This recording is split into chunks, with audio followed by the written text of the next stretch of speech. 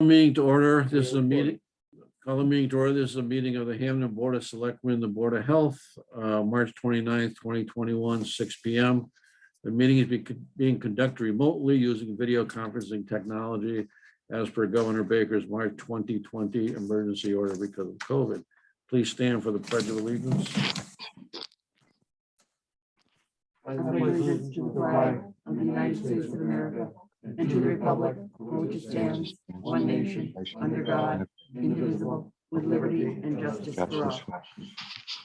Is anyone recording other than us? Please raise a hand. All right, seeing none. We're Need a formal motion, just an announcement. We're going to. we're just going to make a brief recess. We're going to join the advisory committee upstairs for a few minutes. We will return to open session right after that. And I'm pausing the recording now. And pause the record. I don't have a burning desire. Okay, fine. I look over your shoulder. No, no, forget it. We'll on to the next thing. I second that. Are we on back live? We're live. Okay, we just finished a joint meeting with the advisory committee, basically still working on the budget, going through line item by line item. One of the outstanding items, of course, is the information on the Collins report and how we're going to handle that, which is the next item on our agenda. Collins compensation study, recommendation and implementation. So, every chance to look at it. We've got a couple of I don't know, requests or a couple of comments. One of them was that the treasurer believes that the assistant treasurer and the assistant accountant should be on level 3 rather than 4.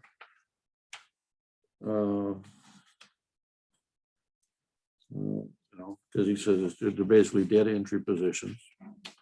He said, what he said to me was that he thinks the position is a 4 position, but the people who are currently working are working at a 3 level. That they are not doing, that they're not doing the kind of work that a full assistant would be doing. They're just doing data entry, he said. Well, that's how they're functioning, but that isn't necessarily how the job should be defined. No, the job is So a if 4. the He job agrees is a with that. 4, then Yeah. I think the job stays a 4 and you bring them up to that level of performance. Well, you test them for more. You have 2 different positions in the department if you don't need that assistant. But I thought we need the assistant when they're on vacation. That person Or has the something authority or to do something it. happens, Right. Right, or And I something don't expect happens. that to be. Right. the So clerk then who's they just would need more pushing training. If paper. all there are data Right. entry people, they need more training to do the job. So I guess the first question we have here is, do we accept the recommended compensation schedule?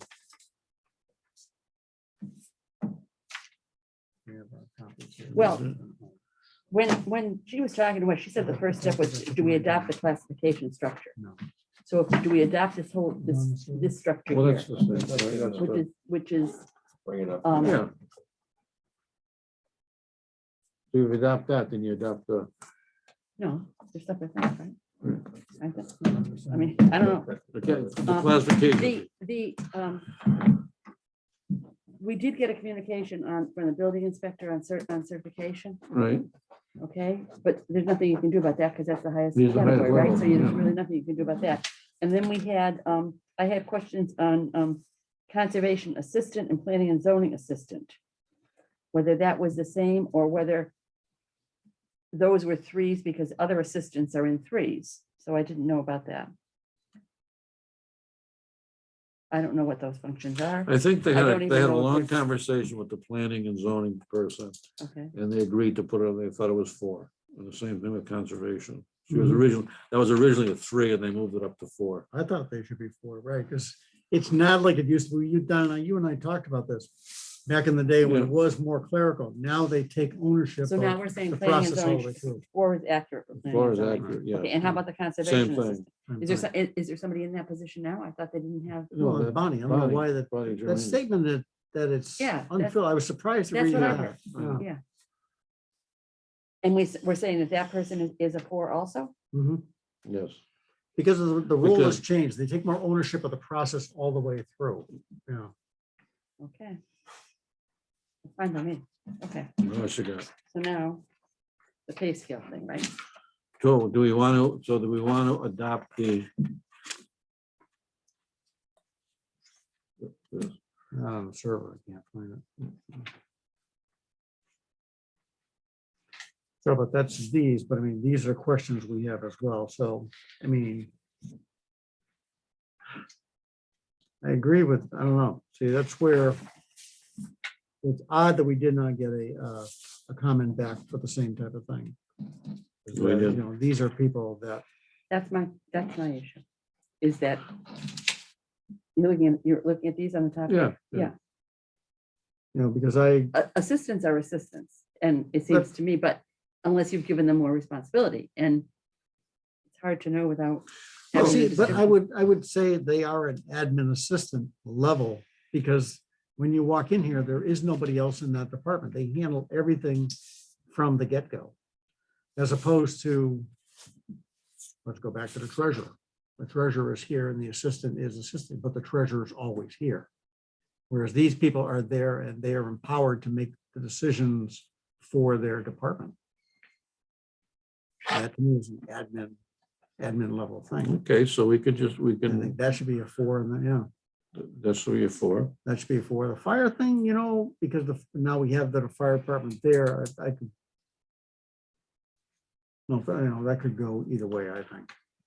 Because you have staff at the same time, they're Yeah. supervisory. Parks and Rec, Again, they're here by themselves and they're handling everything. right?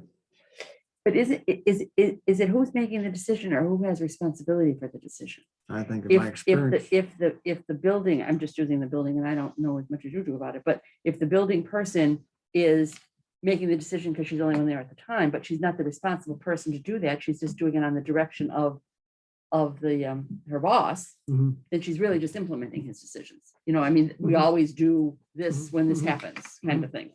So I don't know if that is it. But on the other hand, they would be responsible for making sure that all the forms are filled out properly, they got, the person's got the right form, the permits are done, the fee is collected, Mhm. you know what I mean? He's scheduled to go out and inspect the building at a certain time, whatever. And But, okay, if their but- opinion is taken as granted, You're right. then they are Yeah. also, Right. right. And each of these people got a copy of how they were classified, Yeah. and these people have not, had not, Everyone has issue with them? received a copy of the Right. report. Building did respond back, I know that. department system building did, Yes. that was, I have no, I would move those to 4, those 3 to 4. Park and Rec, you're saying Park and Rec? Yeah. too? I think that Park and Rec, I mean, we don't have a lot of contact with them, but just by the programs they run and those type of things, you know. The other thing in fire, I could see, you look at the documents they have to turn into the state and stuff like that. That matters a lot. That's not exactly just check box and go in. If you don't report to the marshal correctly, the town's in a lot of trouble. Cemetery assistant came into my office today, Mhm. And doesn't like the classification. Where is it? Two. Oh, down 2? and the reasoning, The work is more complicated than a classification of 2 would indicate. I would, again, they're there by themselves with guidance. I can see that being a 3, I guess. Yeah. I guess I go back to, we have a professional that has done this, that has looked at all the descriptions, that has tried to make an objective thing. We've given it to the people. We said, if you have a concern, bring it to us, or bring it to the people. Mm. And then we just go in and change them because we think they deserve a different category. Doesn't seem very, seems sort of unilateral and not. But I can live with whatever you guys think. I mean, I'm not vested in this, but like, for example, the cemetery one. I don't know. well, but they do handle- say though, on that though, they do say though, when evaluating classification, it's important to remember that each municipality is different. And the comparability within the organization just as important, if not more so than external comparability, you know? Mhm. And yet, the different positions in place, how can we make the true comparisons difficult? Mhm. Mhm. I mean, this is a framework, but nothing says Yeah. you can't. Yeah. I wouldn't put her up to a 7. Just I'll stick her around there. Understand what you're saying. So well, let's just go back to these these 3 here. Mhm. We would move them to 4. Right. I'd be okay with cemetery to a 3. Cemetery to a 3. We heard nothing back from COA.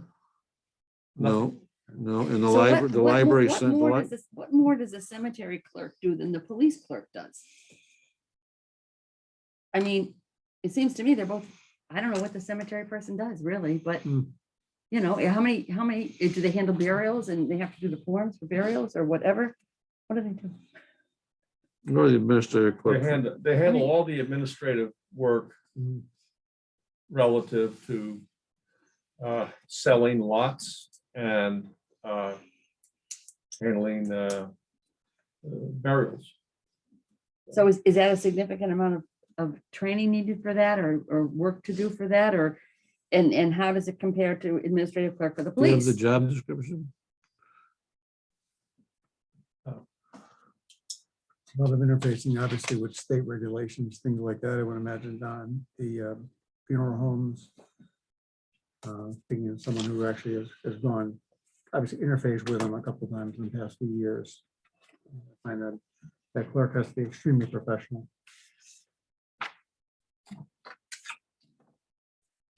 I can bring up the job description. Go ahead. Uh,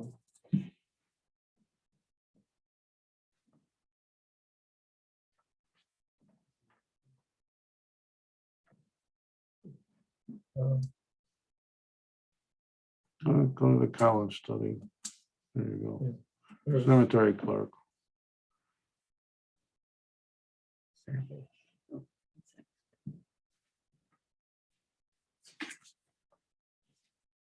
So when it says sample like that, that means that's one they provided to us and. Yes. Okay. So these are the duties that our person performs, or these are a sample of? It says what- it's a just of sample. what they There's a should be performing? sample because they Okay. didn't, Okay.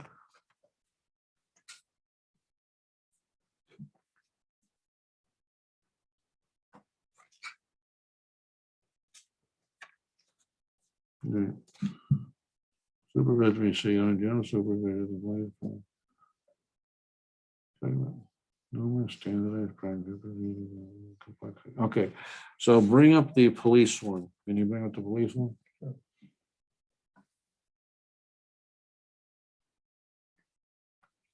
This is like.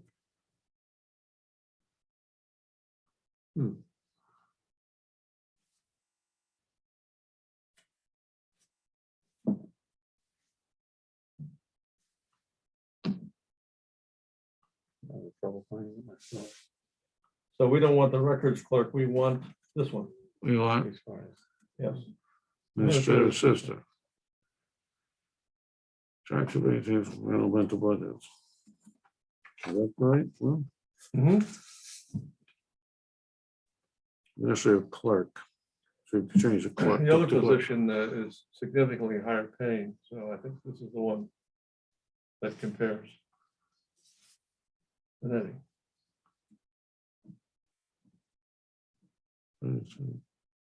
Contain on duty reports. Oh, this is.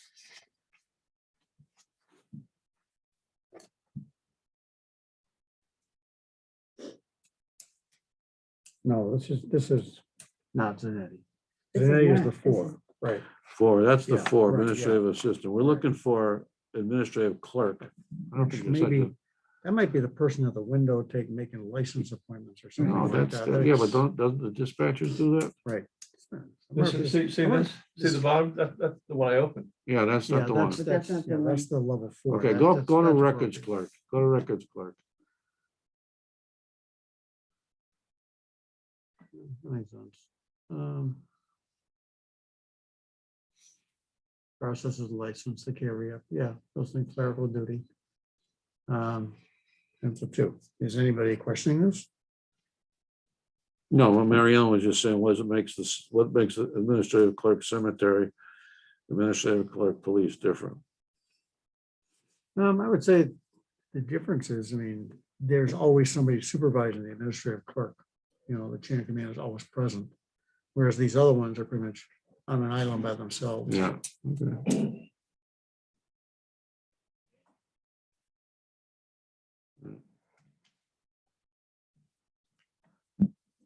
Okay. Administrative clerk, council on aging, activities coordinator, council on aging, custodian, police. All right.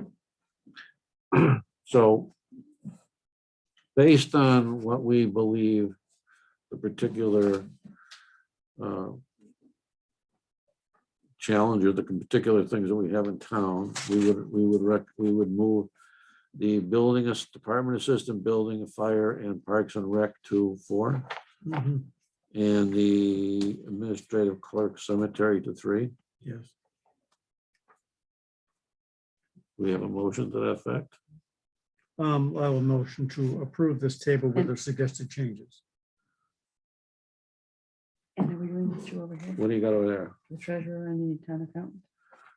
Assistant, I think we should leave them where they are, okay, because you're right.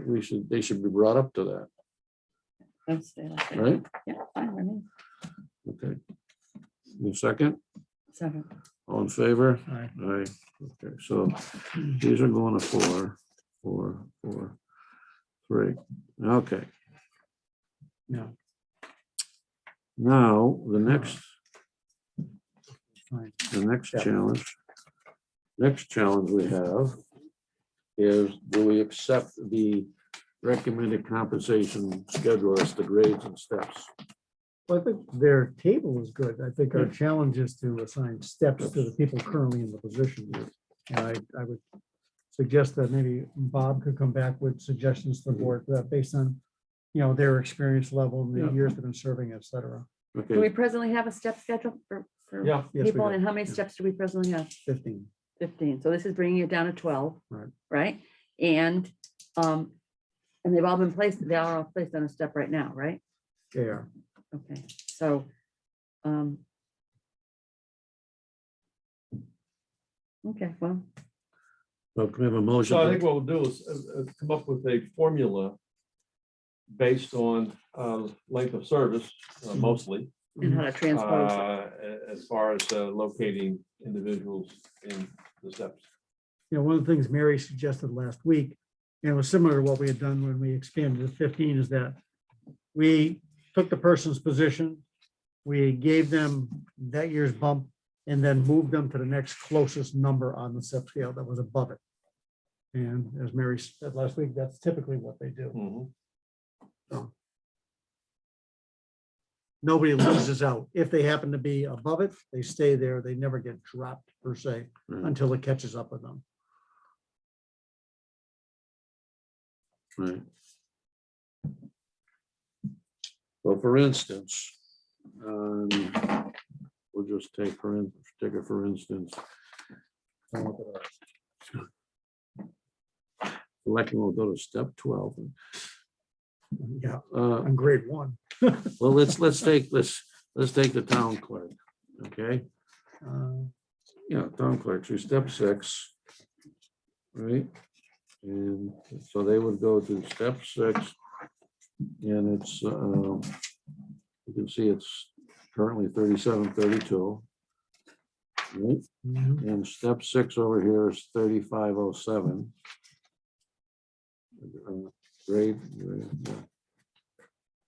Grade 6, right? Grade 6 is, and then she's at, the clerk's at 3732. So we'd have to go down to, the closest thing would be 9, Mhm. right, which would be 3722. Mhm. And then we'd go up to 3796. I usually do the bump first and then go to a thing, but I guess you can go either way. I think Mary said you usually do your annual bump and then Mhm. put them on the chart. But it's pretty cool. I think Bob, yeah, if that's the. So sense what the would board be the wants to give annual it. bump though? It's been 2%, typically 2.5. Yeah, but now you're talking, So now they probably jump up to the next yeah, spot, so now which you're, would work out to this, you'd get to the same part of the road. but you're talking, if you give, if you do, No, on the current number, you do the thing and then see where it falls in the thing. yeah, so the current number on this one here would be 3732 times 2.5 is what? $5, no, That's You be wish. 50 cents. 60 something cents, Yeah, right? yeah. So let's say 70 cents, so be 38. Yeah. So you would go here, Roughly, yeah. or you would go here. You have to look at the real number, but again, you're getting to the same part of the, on the trail, whether you go around to the left or around to the right. Okay. I think Bob can now come back to the board with that type of. And that doesn't include years of experience, right? Well, I No, think because that's, there's no way to figure Because it there's no way to out. figure that. well, that's Well, you gotta typically always figure- done. That's what I thought about. It's gonna be part of Bob's work, coming back to the board saying, I'd like to recommend this person be at step 4 because they've been here 8 years and they have learned And- so much more, you know. that's right, But Bob? they, Or- but the step, but the years would be already taken care of. I mean, in 2018, they did, The Tabor study. No. 2018, they did at a special town meeting, they gave 4% and 5% raises to Right. everybody Right, to Four. catch up. right. Right, catch up. for. And then, so the next year they got 2.5, and the next year they got 2.5, so. If you're saying, but Don, that you're saying we should right now just migrate the current step level across. But I'm not sure that'll work because some people are gonna stop. You do have some people, and that was my question to Mary. What do we do with the 4 or 5 people that are at the plus level? You have a personnel, that's at the COA custodian that is at step 15 plus 8. Because he's so far over the scale Right, thing. right. Mary, I believe, recommended a longevity. What's the plus level for 8? that. Did- 8 more years of service, is that what you're saying? Basically, Yeah, he's at step 15 plus 8 years since he hit step Since he got 18. to 8, since he got to the maximum, he's still been working here Right. 8 more years. So he can't so go she's up saying- one step. she's he saying just Give, so she said give longevity pay. Some, Right. some, Yeah, when you- when you some get to towns the give a top, longevity yeah. pay. Yeah. Or fee. Unless you jump to another lane because Mhm. you which that acquired does, some new skill. and that doesn't make, so you don't regrade the position. It's still, you know. I don't understand. Well, you've been here 25 years, you've hit, you know, you're already at the I top don't, of the I don't steps. understand that either. I mean, doing that. I mean, when we were on maximum, you were on maximum. You stayed on maximum forever. Mhm. Okay, Yeah, this, and this, Maxim let's got a raise take this automatically, but- fictitious person who's been here 12 years, they're at $18.03. Right. So the next year, they're not gonna get a raise. But we Well- do, we give them a raise. So if everybody else was going up, whatever this is, 2%, they got 2% on top of. Yeah. So that's what I yeah, mean, and that's right, why it's plus. right. thing. Everybody would get a raise because Right. you get the whatever the Yeah, all right, percentage you're that's giving fine, to everybody. that's fine. You don't take the chart off the step 40. Yeah. So can we accept this chart and then Bob will fit the people in? The only other comment that I would make is that I think that evaluation should be a piece of Yeah. salary increases. And it probably can't be for this time because we're trying to get into this system, but that going forward, people should have an annual goal and an annual assessment, evaluation, Mhm. and that should impact their salary increase. So that some people, you know, so it would vary. I mean, when you stick to this religiously, Mhm. you're not able to really reward those people that you think they're doing a better than average job and those people that are doing a less than average job.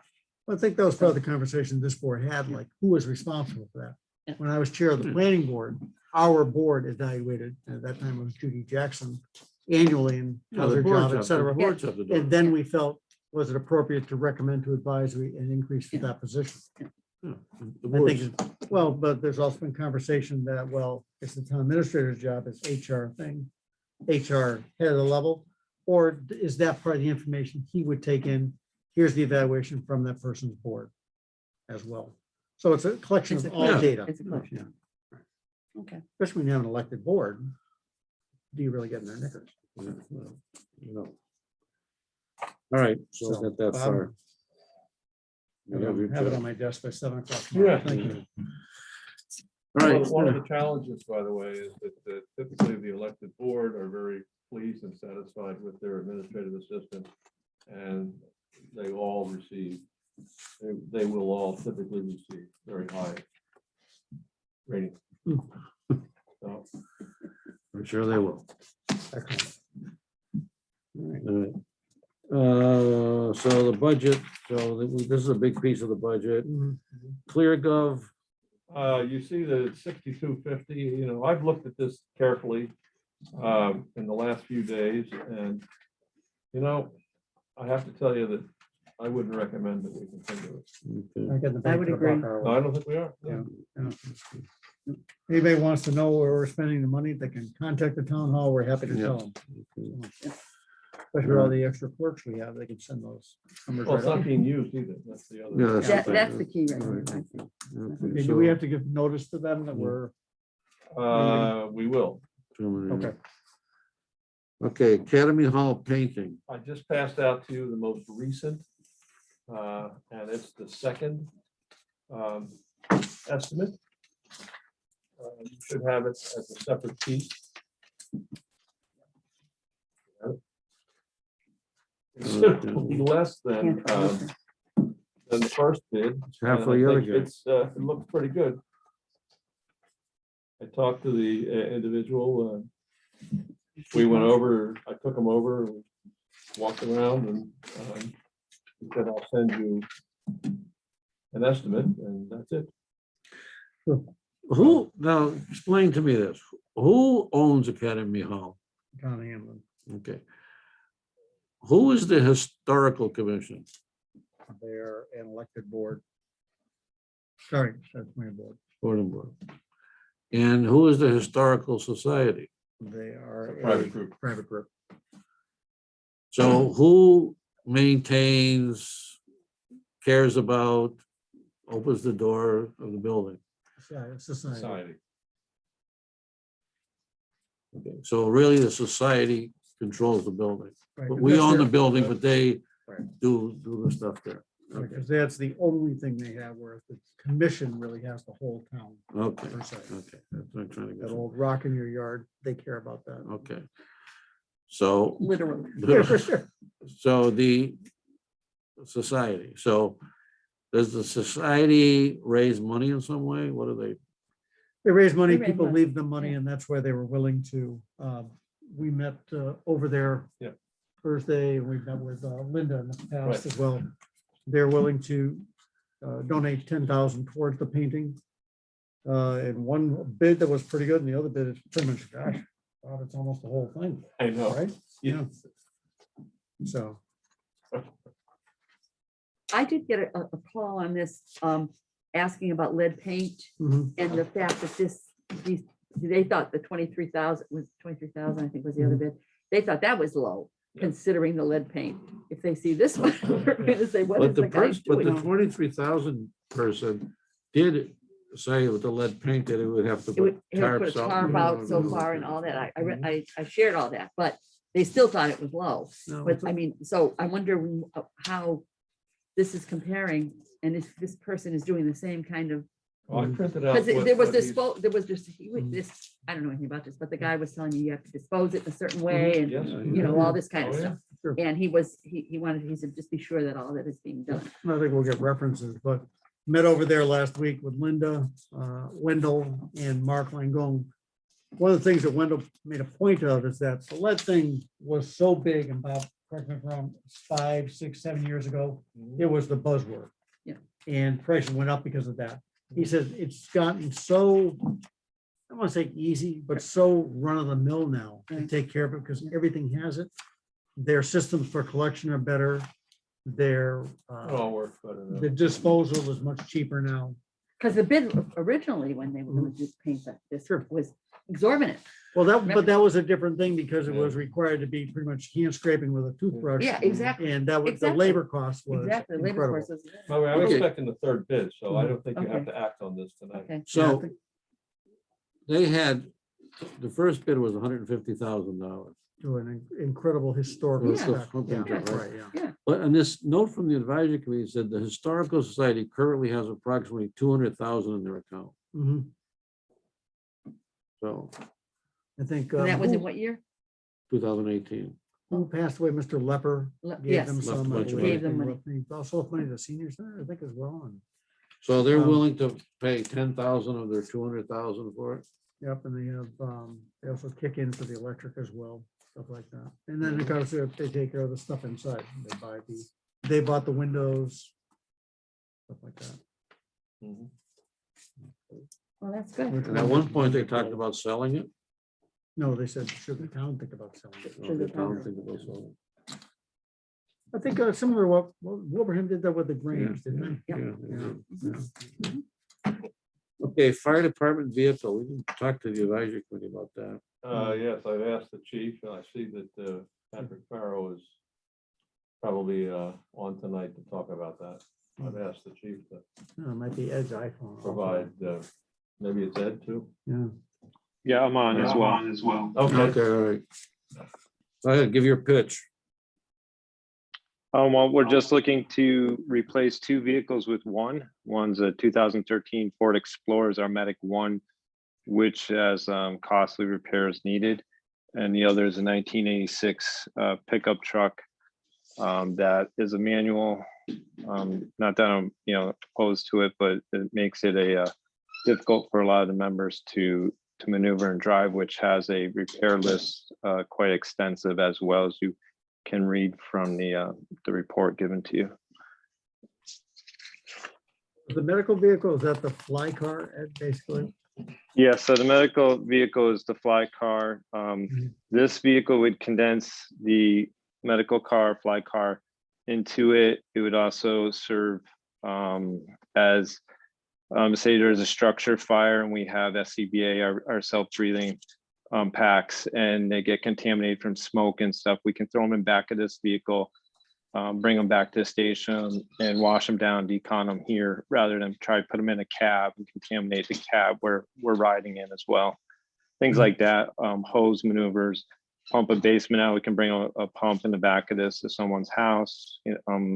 Tree damage, if a big storm goes through, we can obviously get around things quicker, and to send out a crew with saws or something if we had to open up roads as well. And you're saying the big problem is that none of the young kids can drive a standard. That's the other problem. Well, that's going to be, forever. I don't, either people have them or they don't. But I think just the age of it and the costly repairs is a bigger issue for it. You roll new And- cars and- into a new car. And have you brought this to the planning committee, capital planning? I believe every committee has a copy of it. At your last meeting I was on last week, and you did say you were going to send it to the capital planning committee, which I assume you did if it's here tonight. I'm not sure. What was the Did it- number? What was the number, Ed? 56,000. Yep. 56,494. Something like that. Yep. 63 cents. Correct. Sorry, I'm on a meeting at the fire department right now. I have people walking around me, so. All right. All right, so that's the background on it. Okay. What about the, Ed, what about the ventilation? How you doing on that? The ventilation system, I spoke to Bob about 3 weeks ago. Yeah, We have a problem with the transfer switch or disconnect, not the transfer switch, but the disconnect for the service. Whoever wired the original generator put in number 6s, which is only good for 50 amps. So we're running on like a 50 amp service with those conductors fused at 100. So there's a bigger issue with the service to the building. I contacted the electrical inspector for the town, Gary Courtney. He gave me a small write-up with the things that he was going to require for me to move forward to get it fixed. I've had a couple electricians come out and look at it, but I've not gotten any prices back yet. So basically the wiring to the generator is undersized. There's no disconnect outside. There's no overcurrent protection on the generator. The more we looked around, the more we found wrong with it. So again, we have a list, trying to get some prices together before I can present anything back to the town. Okay, Well, do you have any idea of a timeline on this? I mean, this was approved some time ago and it was presented as an urgent need and now we're months later and we're still not completed. Can you put a rush on it or do something so it can be completed? Well, yeah, I waited a while to get the write-up from the inspector, and now I'm just waiting for the bids to come back. I met with everybody, went over it, walked them through, showed them around. So I mean, as soon as I get the bids back, I will get them into town as soon as I can. Okay. I think you're gonna see, Ed, that the numbers are gonna be such that you probably don't have to go out to bid for them. The 30B numbers have gone up so much that, right, I think under 25, it's just quotes. Yeah. So if it's a matter of, Quotes. obviously it's a matter of safety. This is the thread in the sweater. You pulled it a little bit and part of the arm came off, but we want to resolve it. The good thing is that we're coming into the time from a safety standpoint. You can open the doors, the cars are not going to run inside and you'll vent it to the outside. Fix the wiring because the last thing you need is insufficient wiring when you're running in a bigger danger. And I think if you Yes, came back to our board with a request for a reserve transfer, something for a few bucks, it's something we want to get done. As Mary Ellen said, whatever we can do to expedite this board is willing to do. And I don't know if I'm paraphrasing, but I think that's where you want with it. No, we're eager to get it hooked up as well. This was definitely an unforeseen problem that arose, and we're addressing it as quick as we can. you get all that shredded paper picked up? Yes, we did. Must be those missing I votes. couldn't believe it went by that there was a bucket, you had a bucket loader in a dumpster. I know. That was Yeah, an incredible turnout, I have to say. It's just, I was at the bagel nook and every piece of Thousands. apparatus went by. Massive thousands. I also had a question on the ambulance. Has that been certified or where do we stand on that? That is in the process of getting certified now. We are setting up we're waiting for the state to give us a date back to when they can come out and inspect it. And then they inspect it and then it's automatically certified or do they find things wrong with Yes. it or? Well, obviously that's what inspection is. They could find things Yeah. wrong with it. They could, tell us, change this or change that. That's a whole part of the process for us. Yes. Okay. All right, thanks, Ed. Thank Thanks you. for the welcome. update. Thank you. Main Street Water, where are we there? Waiting to hear back from Ty and Bond. and then- We're waiting to hear back from Time Bomb. Okay, they better hurry up. The town meeting's coming. That's right. And then Bob would be hopeful of a grant thing, or that would be. We're hoping, well, the new information, which I mentioned upstairs, Mhm. is that we're getting this Rescue Act money of $510,000. And so far, the message is from the higher authorities Mhm. that you can use it for water, sewer, and broadband infrastructure projects. Mhm. So it seems like this money could be used for this project. And we don't, the sense we have from Ty and Bond, is we're not going to be approaching that level at all. No. So. Oh, well, can't we do anything to put pressure on them to get us a report so that we can have it We for gave town him till the meeting? end of the month. So. Yeah, Huh? We Pardon? gave him End of till the the end of the month. Yeah, Yeah. so he's got one more day. yeah. One more day. 2 more days. 2 more One more days. day. 2 more days. It's March, 31 days. All right, Highway Garage. We're meeting again this week, Mhm. Wednesday. All right, I still don't understand the extra 300,000, but maybe I just don't understand construction. Well, it's not The just that. I price of mean, steel. it's not just that. If you went to Lowe's, if you went to whatever, just to buy something and you saw the delivery, going to Mealy's, oh my gosh, it was going to take an extra 3 months to get that refrigerator. The supply chain just went worldwide. I can appreciate that. What I can't appreciate is it goes from 300 to 600,000, and that the town really was approving a project at the highway for 300,000. Mhm. So I don't see how we can say, well, okay, but that's okay because prices went up, it's going to be 600,000. I mean, that seems like a significant difference. It's not like you know, it went up 20% or something. I mean, this is a 100% increase. And it just seems to me that either we have to go back to the town and say, is this the project you want? Or the capital planning should be endorsing this as this is the top priority for our town right now. You know, considering all the projects that they're looking at. I don't know, I'm not involved in that, but whatever they're looking at. And then they should be able to say, then we should say, okay, this is the most pressing need right now, and you have to fund it at 600,000 because steel price went up. Or, no, we think we can hold off on that, and this is what we want to do. You know, I mean, I think there's got to be a discussion of that or something. It seems to me. I don't know, Don. You. No, I guess, Well, part of the problem is the way municipal finance works, is that you can't go out for a bid until you have the money approved.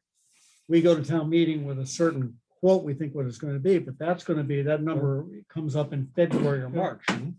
You cannot go out and then send a bid out through the state combine, whatever the type of thing. Combines until July, when you've had the money, so to speak, not only approved the town meeting, but technically in that fiscal year. Okay. So in that 4 or 5 months, things changed. We went to a worldwide pandemic.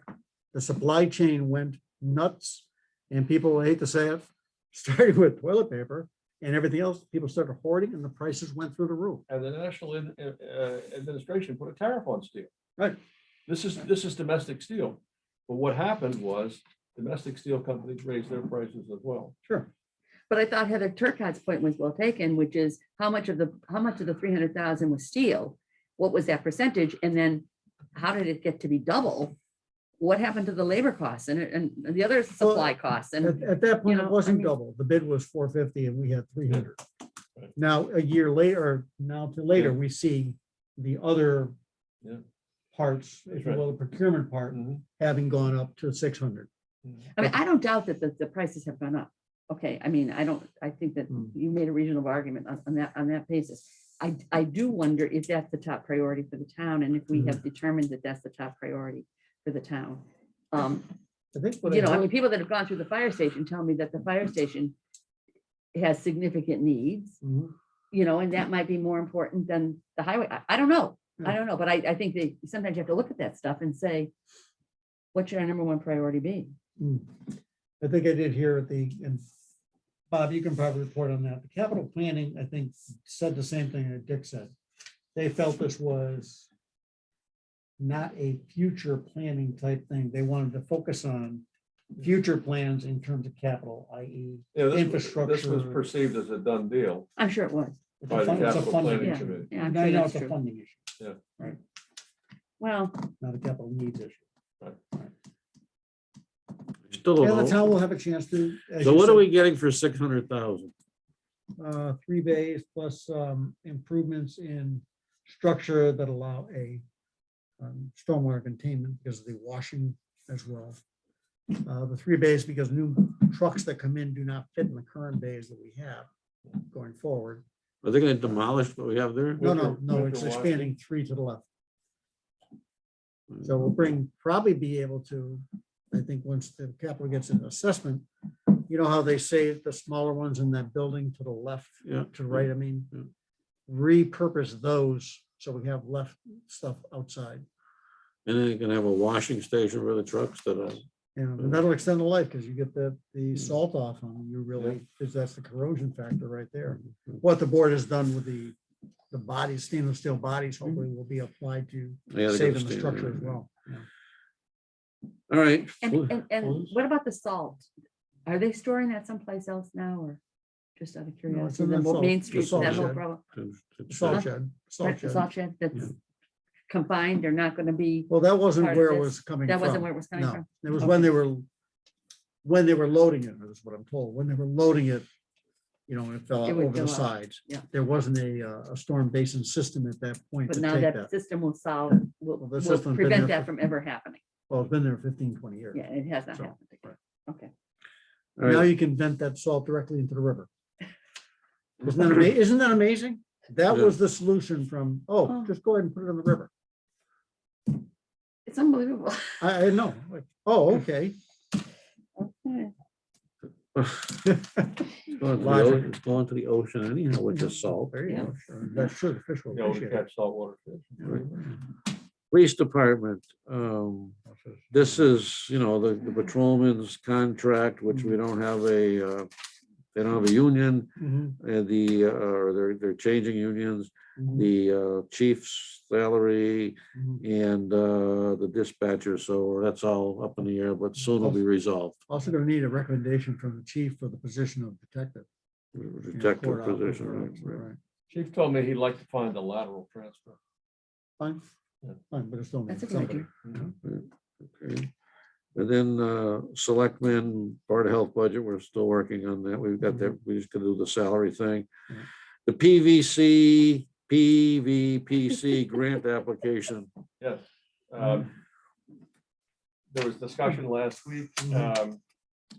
We had another session this week to talk about it. I sent you a copy of Mhm. the proposed budget. And you sent the PowerPoint. So So we were going to have, we are going to have Eric Weiss in the meeting. I don't see him on here now. Maybe we could just pass over this for now, okay, and he'll be on to talk.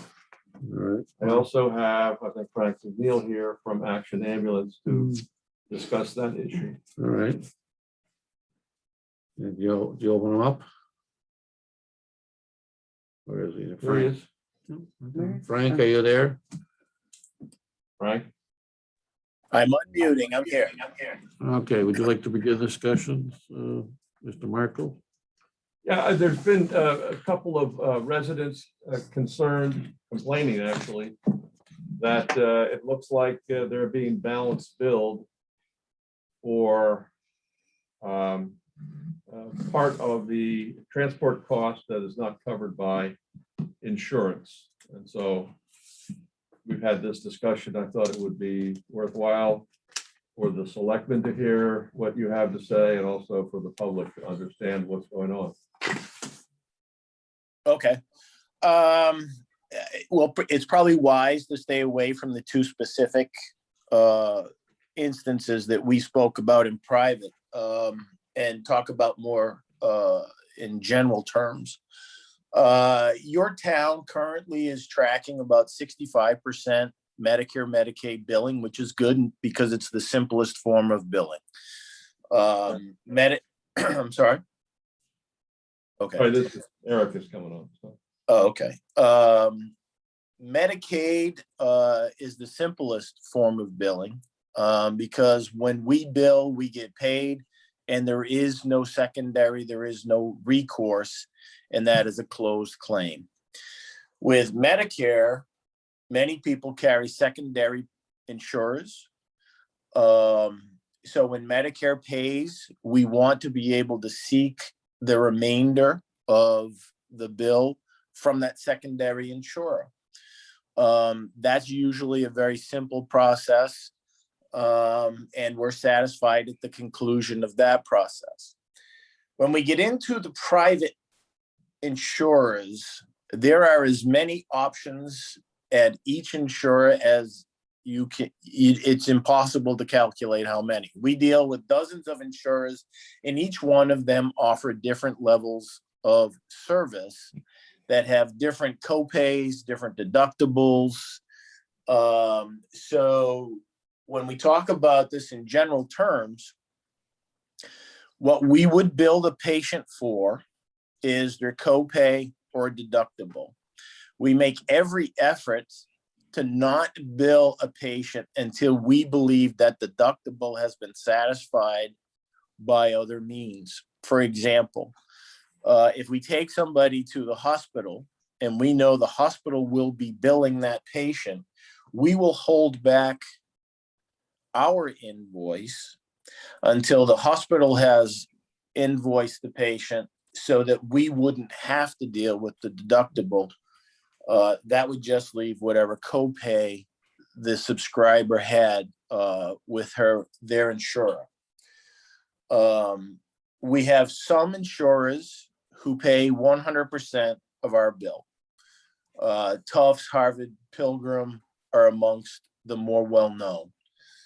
There are other insurers who pay, dependent upon the plan that the subscriber has, a percentage of the bill.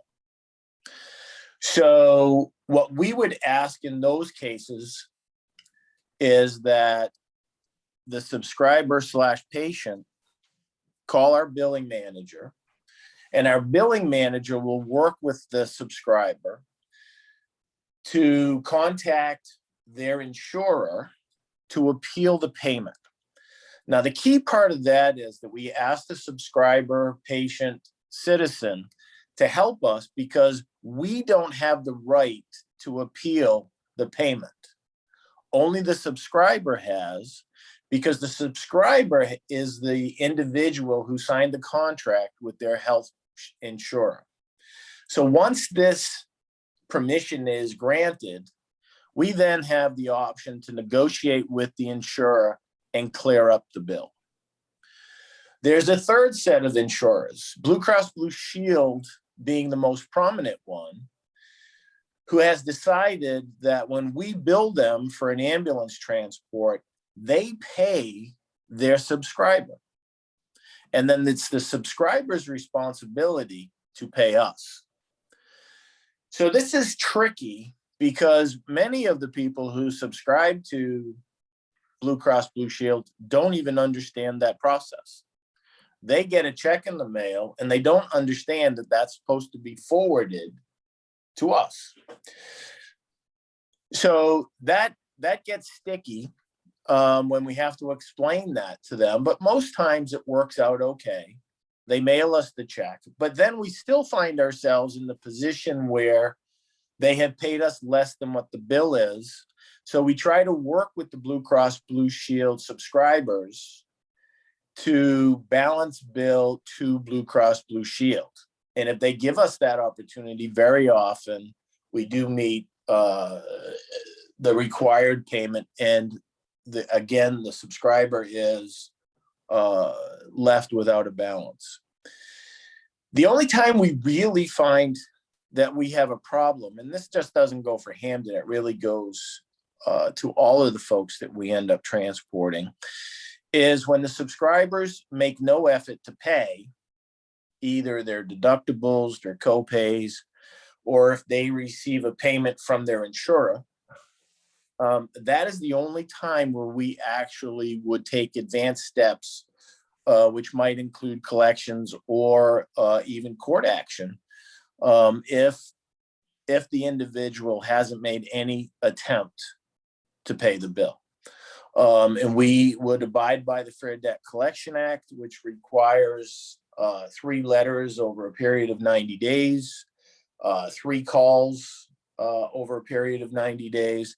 And if there is no effort at all made to pay the bill, then we might go to small claims court. But in general, I think the answer to the balance bill question is it really depends on the individual. It depends on the insurance they have subscribed to, and the plans, deductibles, and co-pays. Because in general, that's all that they're responsible for. And if they contact our billing manager, and I think that's really, what we had tried to emphasize, Bob, when we spoke, we'll be more than willing to help them through the process, because ambulance is what very few people really spend a lot of time on understanding in their healthcare plan. They're always very conscious of what their dental plan will be.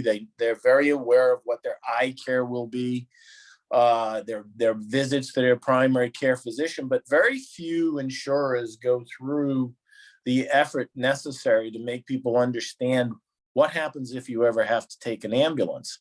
And it really is a disservice to themselves, even because most subscribers, when they understand what the process really is, end up being very upset with their insurance provider because they had no idea what this entailed. So that's a very general 10,000-foot view of the different types of problems we encounter. But if there are specific questions to follow up, I'd be more than happy to help you with them. Well, I have a question. So when it was mentioned that there's no balance billing, what I'm getting from you, Frank, is that if you bill a patient X number of dollars and insurance pays so much, you encourage them to look for other revenue streams, if you will, to offset that bill. But at the Well- end of it, that bill, that number will never drop. You're saying, encourage them, get Blue Cross, get Medicare, whatever, do something to put more money towards the bill so you're left with the smallest amount you can. Yeah, we try to have our billing manager is on the phone all day long with our patients, working with them to try to allow us to get to the point where we can negotiate with the insurer. Now, very seldom do we get paid the whole bill. I can tell you that. It's very, very seldom. It's such a unique situation. And the example I used when we spoke to Bob the last time was, if you went to your Big Y and you bought $100 worth of groceries and you got to the cashier and she said $100 and you said, no, I'm going to pay 55. And that's really what insurers do. They each have their own formula based upon the subscriber's plan that they will reimburse an ambulance company, regardless of what the invoice is. So what we really would encourage citizens to do is call us. We will work with them to work with their insurers so that we can have the opportunity. Again, we can't do that without the subscriber's help, because the contract is between the subscriber and the insurer. But if we are given that opportunity, we will negotiate with the insurance company to try to close the bill out. And again, very often at way less than what we billed originally. Would it make sense for you to include with your bill to the person, the resident, an explanation that we will be happy to facilitate the processing of your insurance claim and to be an advocate for you to get the most money from the insurance company so that the people don't go into shock when they get these bills? Yeah, we have tried to put these little notes at the bottom, encouraging them to call our billing department. Maybe we could get more specific, with the language. We Well, I try know not. that if the public was going to see you as an advocate that's going to try to get more money from the insurance company. I mean, you get doctor's bills, and that's what, Right. When you get your doctor's bills, it's always exorbitant, and you just have to take Yeah. a deep breath and then, go back and figure out what's going to get covered. I think if you told them the service that you were willing to provide them, that might alleviate some of their anxiety initially. We I don't know. have had some discussion in-house about what kind of disclaimer or notice we should put on the bottom of the bill. And again, it's trying to simplify language so that Yeah, right, exactly. we don't scare because most of our patients, again, I mean, your town is pretty indicative of what we find in our system throughout New Hampshire and Massachusetts. It's about 65% seniors. So when they get these invoices, it scares them to death sometimes. Exactly. It's awful, and and primarily because they don't understand how the system works.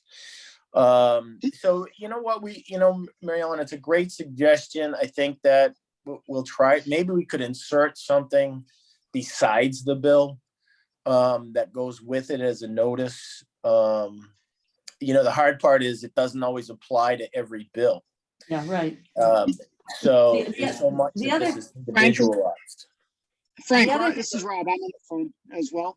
This Yeah. is Rob Swarn. I'm the CFO of Action. And Frank, you've been answering every question spot on. Just to clarify one thing. Oftentimes when a patient receives the bill from us, it's after insurance has already, the initial insurance payment's been received or not received, and insurance has provided an EOB or an explanation of benefits to the patient. On those EOBs, we find oftentimes that, and every insurance company has different wording, but some companies will essentially say, you, the patient, have no more responsibility. You, the patient, we've told the ambulance company to stop contacting you.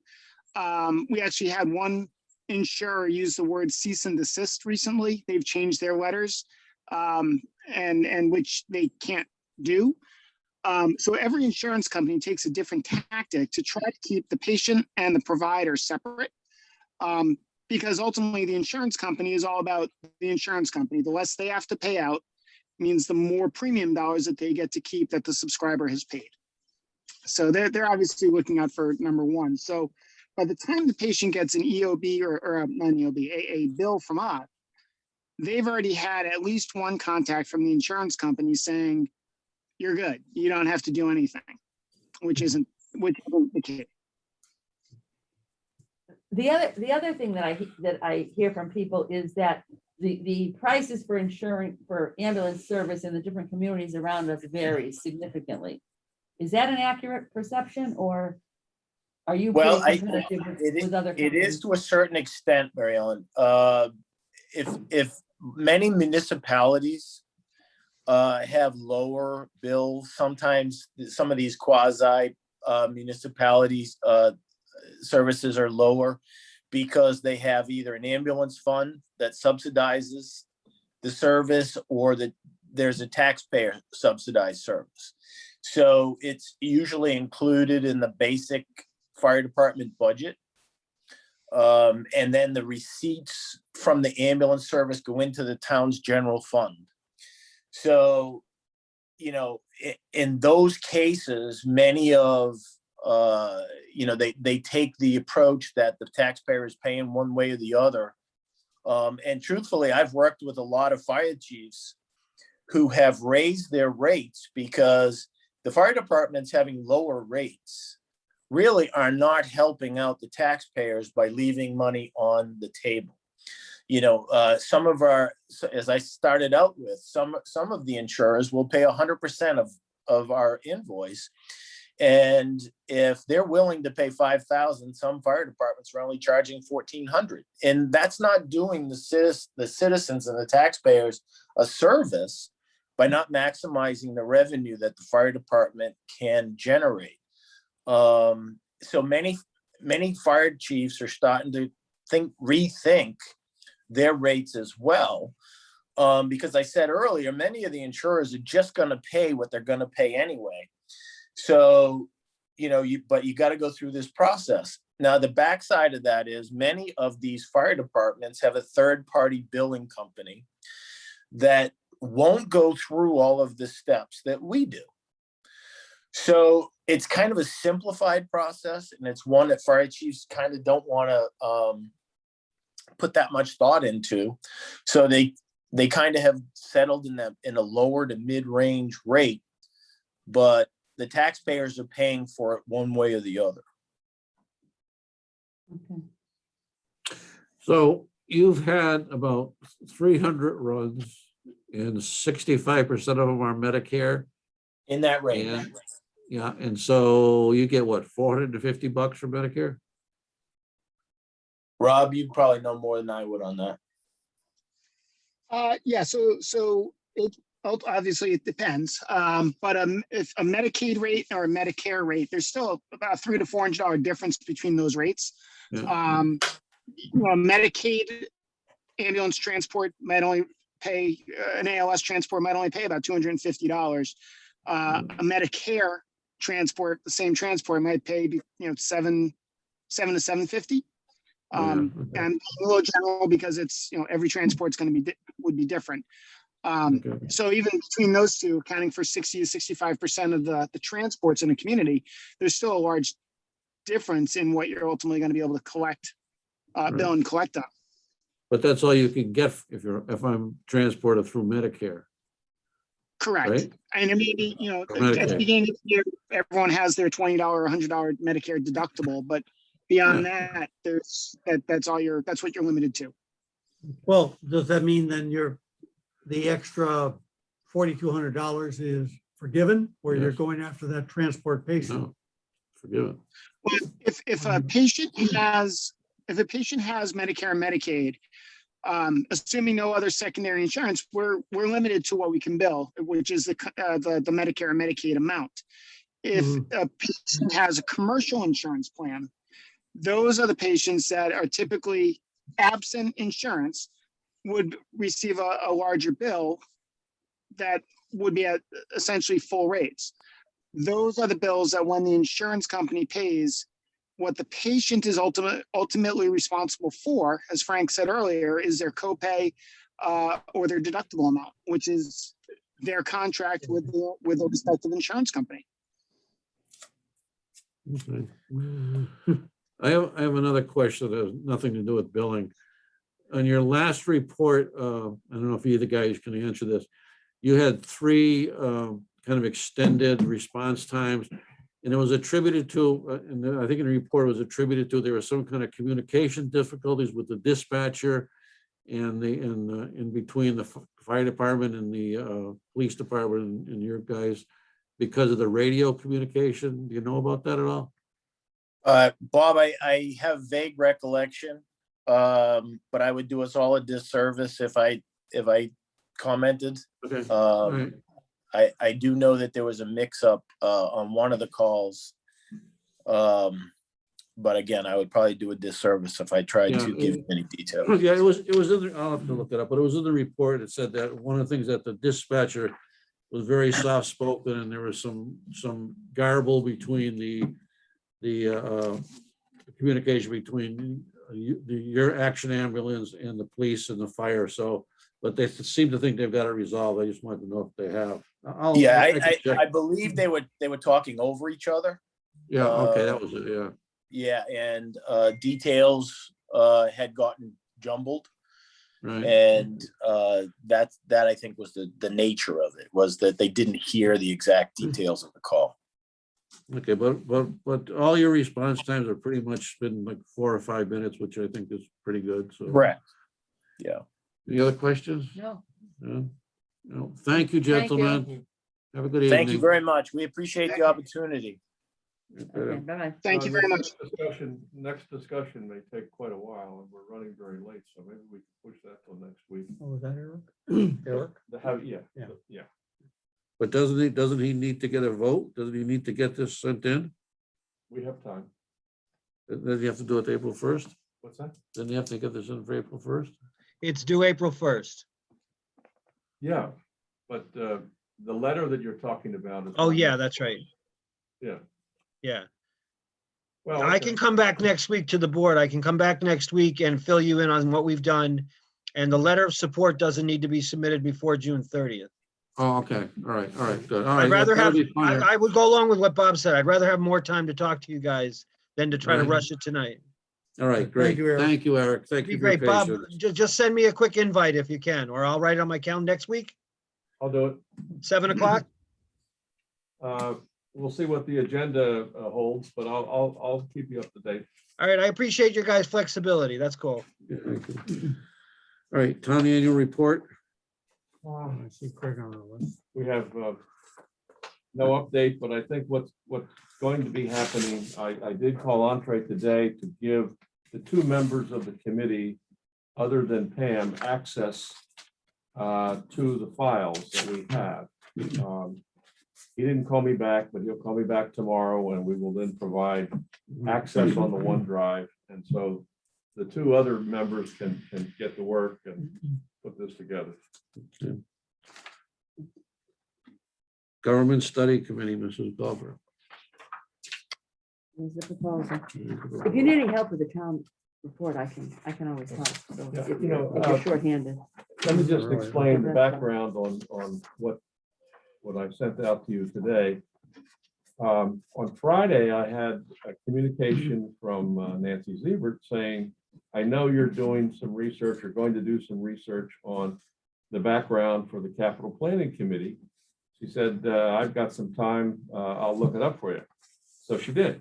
And then in the process, came up with this other apparent decision by the selectmen to create this government study committee back in 2001. Is Jim on the call? Because he was chair of the board at that time. Is Jim Smith on? or not? I don't think so. Before my time. Nothing before your time. Okay. All right, Okay, well, so we allegedly have one. this is, We she says, authorized one, I guess. she hasn't been able to track down the vote on it. She knows that it was an issue in the town report. It was presented and that there was a warrant on April 30th, 2001 for Article 12 to seek the establishment of this committee, but she still has to track down the vote on it and see what happened and what go forward from there. Okay, so we may indeed have a committee. Okay, or may not. Who knows? I don't know. But if it was in 2000 and what did I say? 2001. That's a significant time ago. So we're talking 20 years here. So what I did was I just gave an overview of some things for point of discussion that maybe we can take and look over and discuss at a future meeting or whatever, to say that this would be a standing committee that will provide periodic assessments of the organizational structure and management system in Hampden to identify areas of concern and define, recommend effective solutions for submission to the Board of Selectmen. So that seemed like it was pretty succinct and we covered what we wanted. I gave resource options just because I did some research into this, and these are some of the things that people have had accessed and thought were important. I thought that if we do the committee, we would have a report from them in April, every April of the year, to come in and say what they've done for that particular year. But for the initial year, September of 21 for an initial report, and then early April, the annual report. Committee membership, this is a little different. And again, what I got from looking through some other towns that have done this, it's comprised of individuals with specific skill sets, as opposed to just people who are town leaders or elected officials or volunteers or whatever, but that they have, a specific expertise that they're bringing to the committee. And the areas that were most commonly included were the ones that I listed there: a financial person, a lawyer, a human resource person, an efficiency expert, and a trained assessor.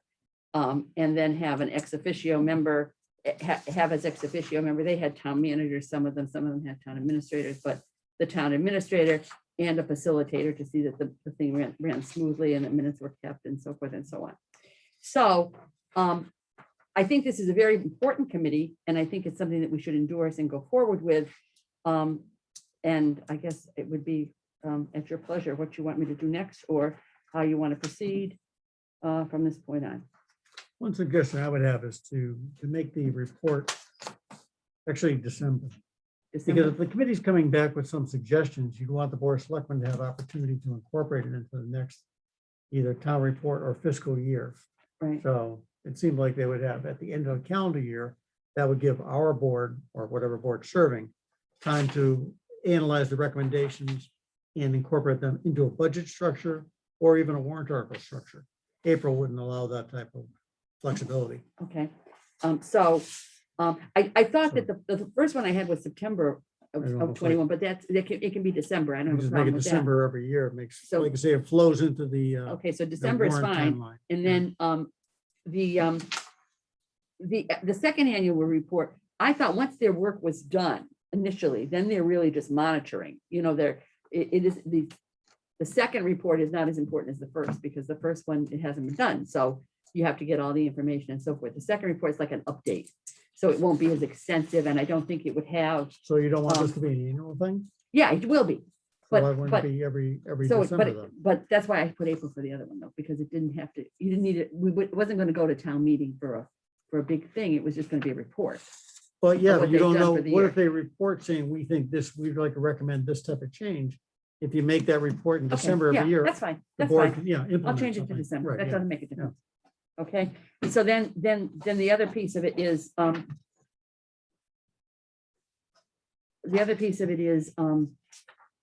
committee membership. If that's okay, then I could draft, I can go through the town, all the voters or whatever, and get some people in each of these categories, and then we can discuss them, or we can put an announcement out and say, anybody interested in joining this, we're looking for people with this kind of expertise, Is this, or, what was the makeup of the earlier proposal in 2001? Yeah, I'd like to see that. I don't know, because Oh. I couldn't find it. Okay, Nancy, you're on it. If Nancy's Dig here, that- she's on dig it. that- Let's dig that one out first. Okay, so we'll dig that out and we'll see how they do it. One of the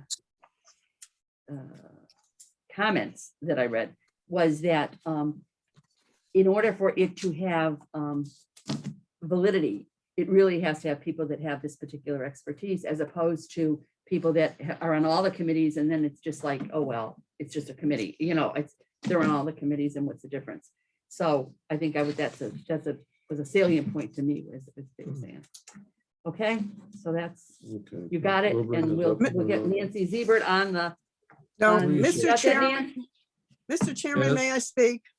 Yes, On that committee that they tried back in 2001, they very specifically said that no member shall have served the town as either an elected or appointed official That's the same thing. within the Right. previous 5 years. And all of that, it's like really restrictive. Because you couldn't even be like, have a relative that was on actively appointed and serving. It's just, but then there was the liaison person that would just be looking out for the interest of the Board of Selectmen. I don't know if you've all had a chance to read it. I haven't read the 2001 thing, no. No, I haven't seen the 2001 thing either. Mhm.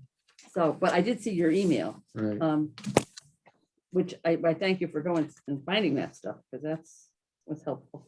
So do you have the background on did you dig out the 2001 thing, Nancy? Well, everything that I have, I put in that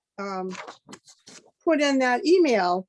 And then did you notice that the 2001 town report that's on the town website, there's no, it doesn't link to any report. Yeah, Yes, it right, doesn't- exactly. Right. I Yeah, did look at, and- yeah, right. But that's why I gave the Mass Archives, Okay, Mhm. all right, right? all right, Okay. good, all right. All right, thank you. thank you. You're welcome. What else we have here? Executive session, and we have the chief. Are we going to come back into, because we have some other items we need to take up here. We're gonna come back? If we could agree to terms, and you come back and Finish up the other stuff. sign the contract publicly. Okay, but we got other. correspondence and other things Yeah, you want to do. okay. All right, Unless you want to go through that now. let's and go then- through that now, and then Yeah. if chief doesn't mind. Yeah, he's out there. He's sleeping. All right, correspondence. So one of the pieces of correspondence we have is from the town administrator. Oh. And, Unofficial. well,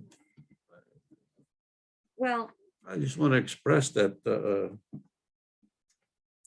I would like you to stay. I think from Mr. Markle's communique to us, he sees his some instability in his security in the position that he's in now.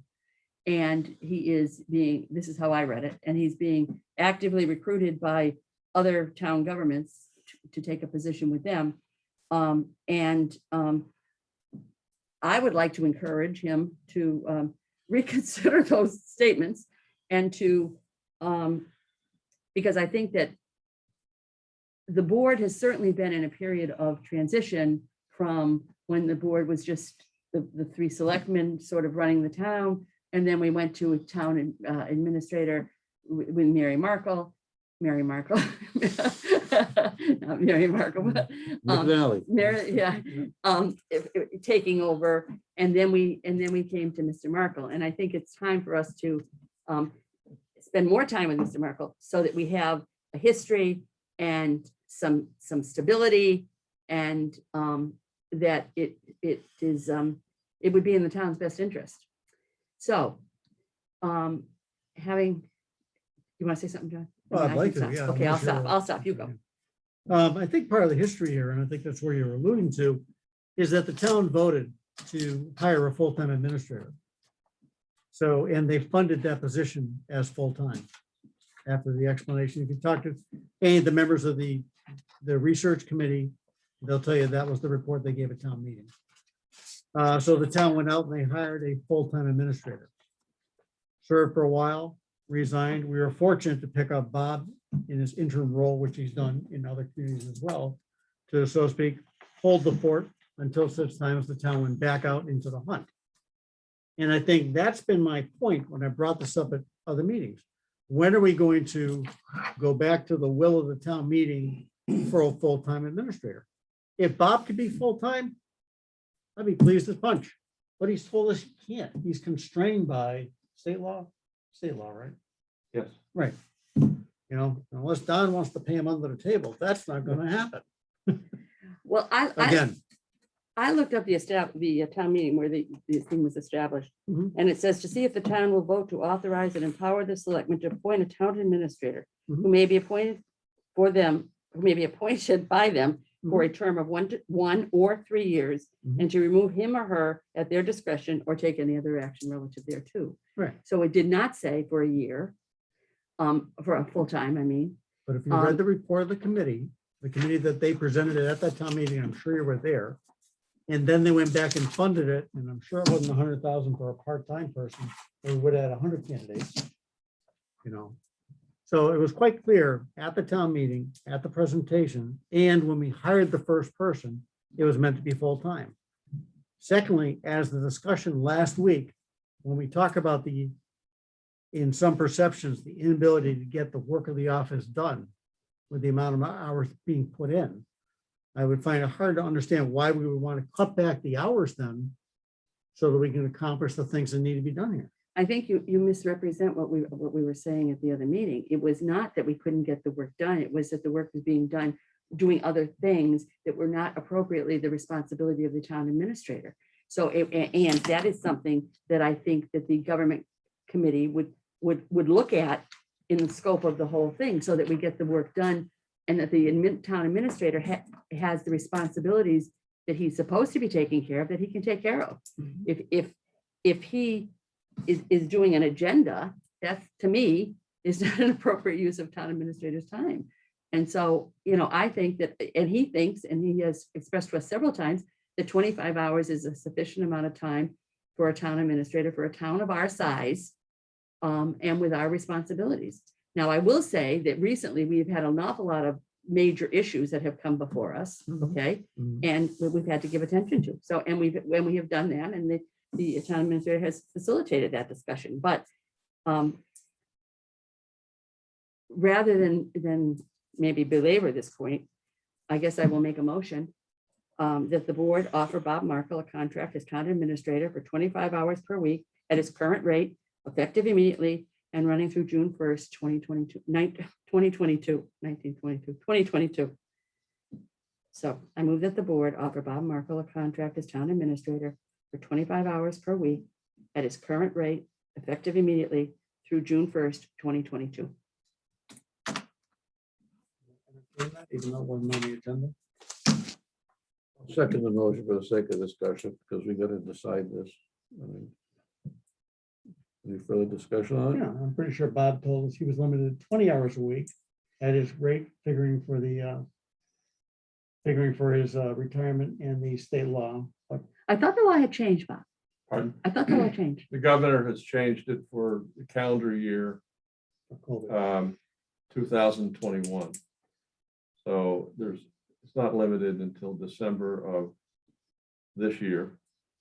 If I were to say beyond this year, depending upon what the governor does, if he goes back to the old rules, then the limit is 960 hours. So you can do that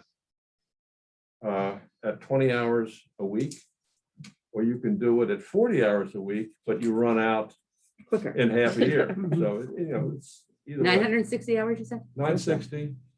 There were bills in the legislature to change that. They passed it, I guess, last year, and the governor 2000 something, vetoed it. yeah. Yeah. So, Well, what I would note is that Mr. Merkel has an extensive experience. And yes, you certainly may, and is being recruited by other people, which I think is just, I think Bob's done a great job. Mhm. And I think we have a lot of projects that I would be very I think that I feel that we need to have accomplished without having to bring someone else in and try to, bring them up to speed on the things we have going on, like the dispatch and all that type of thing. And I think the issue of the workload is the town hall is only open 24 hours a week anyhow. Right? Some people stay here longer, but it's only technically open 24 hours a week. And I think the problem of the workload of Bob's time being taken up with tasks that doesn't need to be due is another issue that we need to address in another way. By the way, this gentleman is correct. 960 does work 18.4 a week. But as you recall, I've said to you originally that 2 weeks off, you take 2 weeks off without being paid and without working, then it works out to 20. In addition, having Bob also saves the town a ton of money on benefits and Well, stuff. that- I hate to in be- his current role Yeah. as interim. So Yeah. that's why I'm questioning, we have like very capable interim town administrator. My understanding, you're being recruited in the same role from in other communities. Mhm. So all I've said before is at some point, we're not going to have an interim town Yeah. administrator. We should look for a replacement. Bob's only got another 10, 15, 20 years in him. And at some point, we got to move on. So I'm not understanding why we find a need to change. We have a contract with Bob now that covers compensation, covers his hours, covers his role. Why are we changing? I think we changed because it gives him So what security. do we It says change it? What are we changing? No, Why what are we are you changing? what are you saying we're changing? Well, she wants to hire him as the town administrator. We have a contract with him as the interim town administrator with a rate, like you talked about, nobody's for that role. It's similar to other roles you've had in other communities, and he's quite good at it. So why are we changing it? I think we changed because I would like to give him security to know that we want him for this amount of time. I think he has stated he feels that there's instability in the security that he has because we bring this up it comes up periodically. And I think that it is.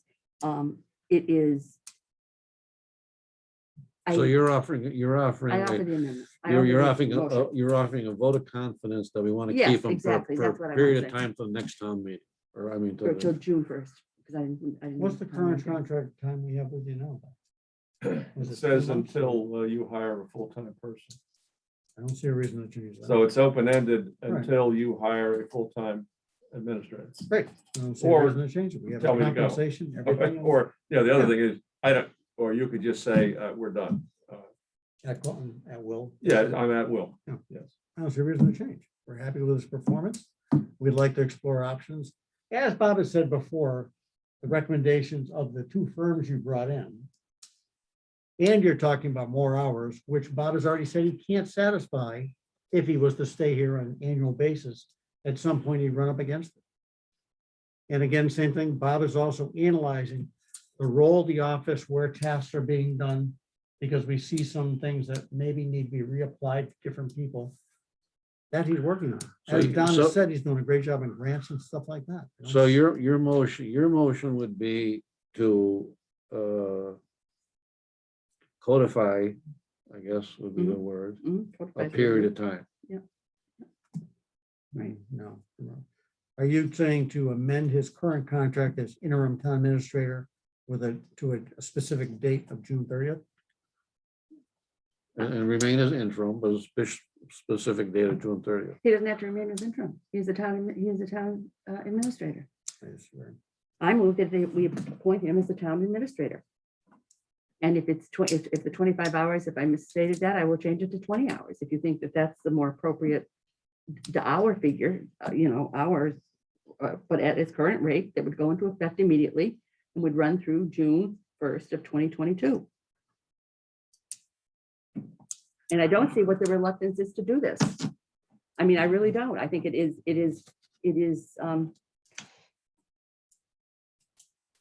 if we're satisfied with the job he's doing, if we know that he has had extensive experience, if he is being recruited by other people because of his stellar reputation within the state why we would feel like, oh, I'm sorry, we can't give you a 1-year contract or a year, whatever, a year and a Yeah, half. the only thing, the only hesitance I have is when you say as the permanent town administrator, because then I didn't say permanent, I said contract as town administrator. as the contract is town administrator, because then you, I lost my train of thought when you said that. Well, because then you run up against the hours thing. Once his hours are used up, you know, what do you do for the rest of the year? You know what I'm saying? Well, we can say 20 hours consistent with state law. Yeah, consistent with state law. If It's state only law state- changes, then we say, okay, I'm sorry, state law has changed. We don't have a town administrator anymore.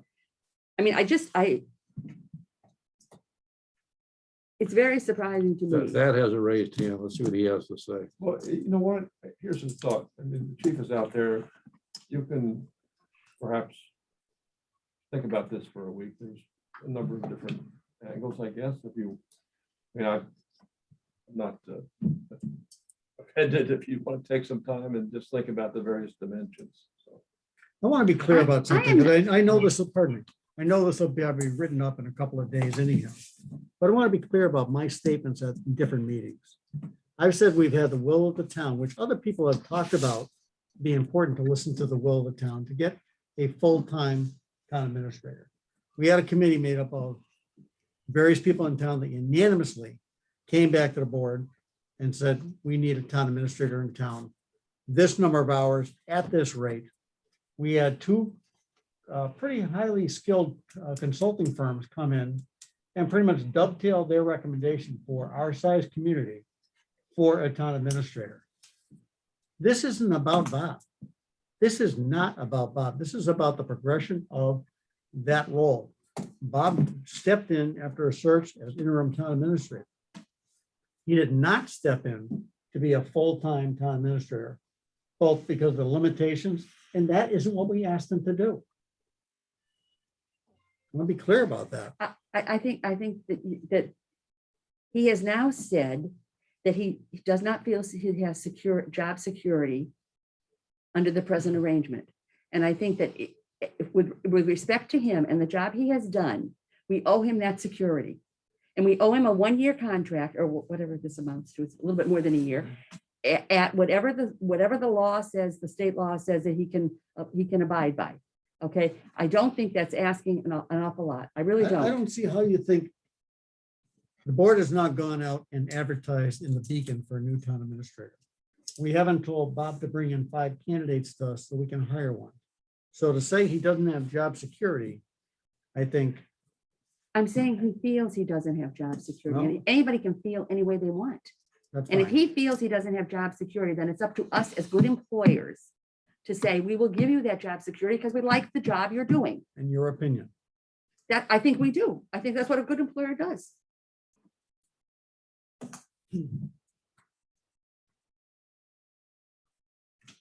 You go for a vote or ask for to ponder it for a week. I can move the question. I don't care. Want to move the question? Would you consider, would you consider an amendment Sure, I'll consider it. to January 1st? December 31st. December 31st, because then that would, we would know about the hours thing and all that stuff. I'd rather put it off a week, I think. I mean, I don't understand. I don't understand this. I really don't. I really don't. Obviously. If we go for a new town administrator, we will get a new person who's going to come in here and work in a little bitty town here without any of the experience that he has, without any of the reputation that he brings with him. And we're here saying, oh, excuse me, we know more. I don't understand. I really don't understand it. Do you want to move the question? Yes, Yeah, I'll move the question. right. So the motion is, Do you think it's 20 hours a week, Bob, or is it 25? Is it 20?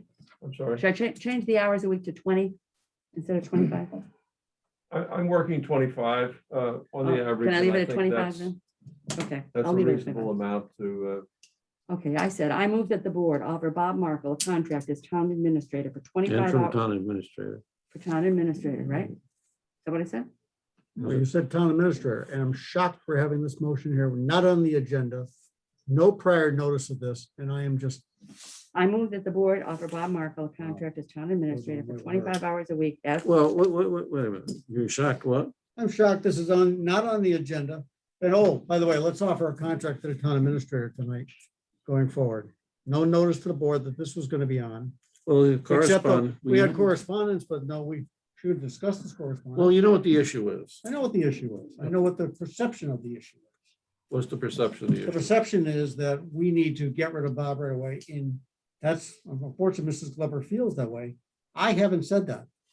Bob brought in a couple of firms, and I think I treat you with all respect. I hope you feel that way. Bob's done a tremendous job. We've worked together on 4 different committees now, getting things done. But the town will have to go forward because the town voted that way. And the town appropriated money for a full-time, at least 30-hour-a-week administrator. So why are we changing them? Why do we ignore that? No, we're gonna do something different. That's not what the motion said, John. I read you what the Isn't? motion said. I read you what the warrant issue said. I'll read it again. To see if the town will vote to authorize and empower the selectmen to appoint a town administrator who may be appointed by them for a term of 1 or 3 years, and to remove him or her at their discretion or take any other action relative thereto. That's what it says. Doesn't say that it's full-time, part-time. It doesn't say And the number of committee- hours. It doesn't say any of I'm sure that. you were at that town meeting, because you're at the town meetings. I'm sure you heard the report. and I'm sure we can get a copy of it to you from the committee. Yeah, but right now we're in a situation where if we lose the town administrator, then we don't have anyone as we enter a very critical phase of our Mhm. of a number of projects. So I would, in my What- mind, I would give him a vote of confidence that we want him to stay. He has that vote of confidence. I We don't- have- Well, he doesn't because we keep talking about getting a full-time person. And Yeah. his letter was quite clear And we say, that he Bob, doesn't feel that he has the confidence of the board. and I think Bob has shared with us, look, if you want to do that type of thing, this is the time of year to do it, et cetera, Yeah. things like that. And have we told them to go out and do that? Yeah, but when did we tell you to put an ad up? We have two people, who comments. Can you just let them in? Two people. Yeah, this is Ed. Yep. Yeah. No, I. no, Just something you may want to toss around is, I understand, the limitation on the hours, and I understand the approval of it being a full-time position, but I don't see, and I've done this before in many places where I was at, you could have two people in there. I mean, in other words, Bob could be the administrator and he could have an assistant or a temp administrative helper or whatever you want to call it, that would free up his time to address a lot of these issues that is perceived are not being done. I'm quite sure Bob works a lot more than 25 hours, but and in the meantime, if you do extend Bob for a year, 2 years, 3 years, whatever it is, just put part of his goal is to find and train a replacement before he leaves. I mean, that's a normal succession program that we had in every industry I've ever worked at. You don't leave until you have a replacement.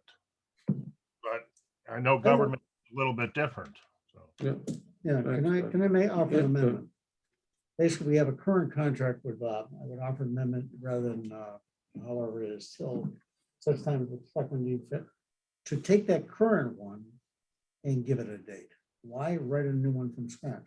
If the only difference is the fact that we have one that doesn't have an end date on it, pick a date Okay, and amend the current one. amend his current contract to read. What's your To date? serve- I had December June 1st, 31st. 2022. But you have to, I think Bob has already said that you have to, like, there's a certain time frame for getting the people, something like that, and that can be always extended. Right now, it should be the calendar year, because that's how the funding runs or something. Did you say? The governor has lifted the rules or lifted the regulations for calendar 2021. So And then if something changes, we can always amend it to a different date after right that. But right now, if we're gonna play with the hour thing, we have to go what the governor has said is allowed with the hour thing, I think. We can amend the contract that he currently has and give it a date of December 31st. Is that acceptable? I made my motion. I think this was acceptable to me. I made an amendment. You made an amendment, your amendment is, I don't know if I can do it. Like I say, we have a current contract. I guess I would make a separate motion then after we're done with this to just amend the current contract we have about to put a date of through December 31st, 2021. And leaving all other terms the same. and I think Greg Rivers had a comment. the comment, I put it up on the screen. He just said that 960 hours Oh, works out to okay. 18 hours, but actually, Yeah, but then the vacation. thing that- take 2 weeks off without being paid or out. Oh, I had a separate comment. Do you mind if I just jump in for 1 second? Sorry. Yeah, all right. First of all, I just want to say, I think everybody could agree Bob's been doing a great job. Regardless, and I can understand his concern about day-to-day operations and being an at-will per se without a contract length per se. But my concern was Bob was saying last week that he didn't have enough time to do some of the tasks. But I think Thad kind of stole my thunder there when he was saying that could we get him an assistant to fill that void, because we did vote for $100,000 in the salary budget for a town administrator, and it doesn't say full-time, but we put a dollar amount on that figure there. So I didn't know if he could have an assistant to help him with, the day-to-day tasks of emails and, all the clerical stuff that would resolve him, and he could focus more on the direction of the board. I could just respond to that. Yeah. Last week, I meant to convey that, first of all, it's a busy time, but secondly, the assistant who does work in the office has not been in the office and hasn't been available to help with some of the tasks. I believe that this office can function effectively with an administrative assistant and with a town administrator contracted for something in the range of 25 hours. I don't think it's a full-time job. I don't think it's a 40-hour job.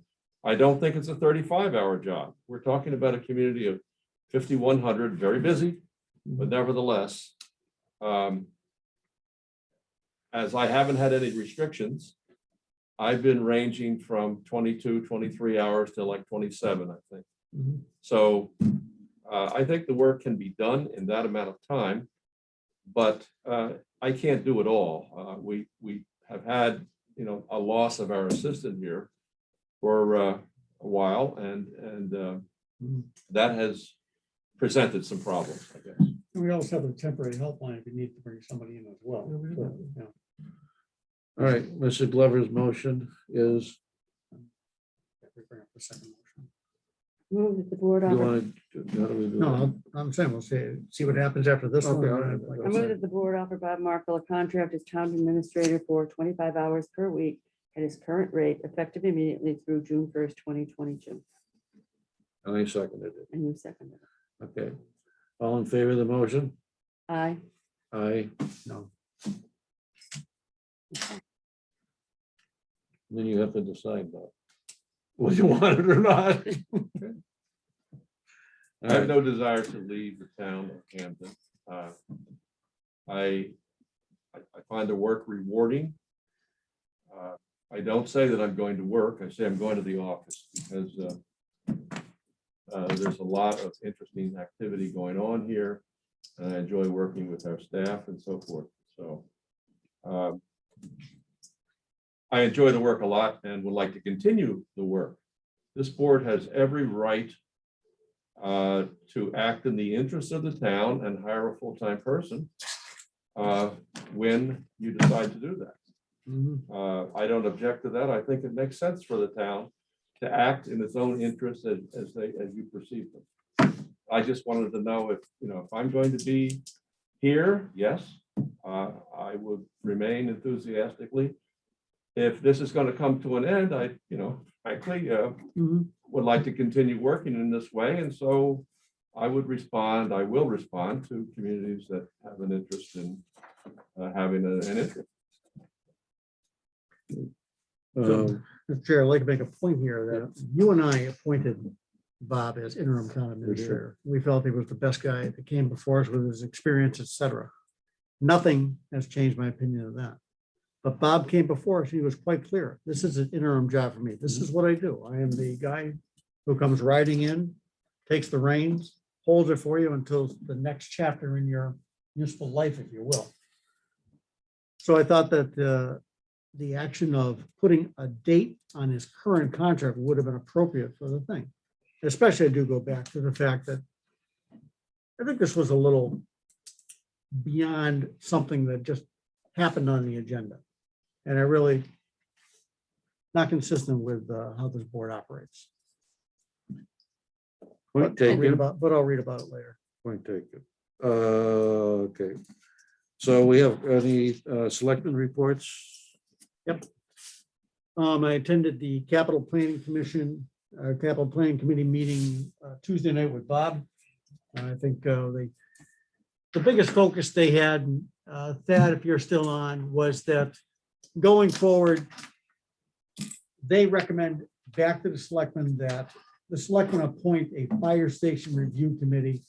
Let that committee do the, I hate to say it, the 2x4 work, and then bring that report back to the selectmen, who would give it to the capital committee for the 30,000 foot view, how it works into the overall scope of capital planning in the town. Is that it in a nutshell? Yes, I hope he's nodding. he's nodding yes. Yes. All right. Is that, would that be a subcommittee of the capital planning committee or a separate committee? Then? That could be a separate- we're talking separate committee, like the police station committee that Rick and Don and John Shea were on a few years back.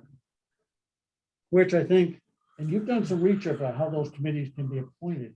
A single purpose thing like that That's right. possibly, If the entity that has the authority to make the decision can appoint a committee to advise, that is not considered a public body. If, however, the committee reports to someone who doesn't have authority to act, for example, if the capital committee reported to me, I don't have authority to act on that plan. That would be a public body. It becomes a public body when they report to an entity that does not have the power to act. and that was consistent with the police station committee. They reported back to the board of selectmen. So basically. So were they sent out with a would task. report to the capital planning committee. No, they Right. report, no, they report to the board of selectmen. We would take the report and kick it over to capital planning. Okay, this is a direction we'd like you to analyze, So, In terms of so the does capital. it become a public body? not if it's the board of selectmen, right? Appointing it, You have since we have the, you have the authority to implement a capital plan. You can do that without, I guess the question would be, does town meeting factor in here? Rather than debate this, because we did a fair amount of that, I just said, listen, I'll just treat this as a public body and we'll post meetings, we'll treat it like every other public body, and that works well. So, but I, the decision to have a special committee to deal with the nuts and bolts of the fire station. that's what I'm asking about. That's just. Yes, I mean, I find with the capital group, there's an obligation to get a plan together. And yet there's a need to spend an enormous amount of time digging into the weeds of this proposal for the fire department, because the important dimension there of what's the fire department going to look like in the future, and you configure the building accordingly. And we've gone round and round with this, and I think the committee senses that we've got to move on. We have to address other issues. So this would be a way of continuing the effort without taking all the time of the capital committee. And the capital committee meets 1 hour, by the way. We limit our meetings to 1 hour every other Tuesday. And we can't be I- picking out 2x4s and bolts, really. Right. I thought that the public forum that we held in the beginning of our tenure to discuss the fire department and the transfer station was very productive. Mhm. And I would be interested in sponsoring or organizing another one of those forums to discuss the future of the fire department, Mhm. so that the town's position on that issue would be able to be discussed publicly, and we'd all be on the same page. Because I think and give that information, have the planning board involved with that, and give them more information as to what the town is really looking forward to or looking for. Do they want a new building? Do they want a fire department at all? Do they want a fire ambulance service? What the heck? What do they want? Now with COVID, that puts a little bit of a limitation on it, whether we could do it over Zoom or whether we can wait till we can space everybody out, whether we could do it during Burgess, I don't know. But that's what would be my suggestion. I think going the forward. forums that we had earlier were successful in that we had upwards of 90 to 100 Mhm. people. Mhm. Uh, And ambulance and transfer, not fire. Yes. Oh, was the, yeah, you're right, excuse me, it was ambulance and transfer. So, but I think you're But we making a did get good off on point that. that COVID certainly, and you said this before, limits our opportunity to get that public participation. I might suggest, and I think Bob, I would talk about this is, let's get interest in this committee. Let this committee then take charge of getting that public forum. Because that's what they're doing for research for information back. Mhm. All right. So it maybe put out there, we'd like to see people express interest in being appointed to a fire station study committee, Let's do much that like first. we did 6 years ago with the police station committee. Let's do that first. Anything else? Yeah. Yeah, planning board, I went to planning board on Wednesday night. I did have a chance to meet with Madison and Craig that night also to talk about the town report.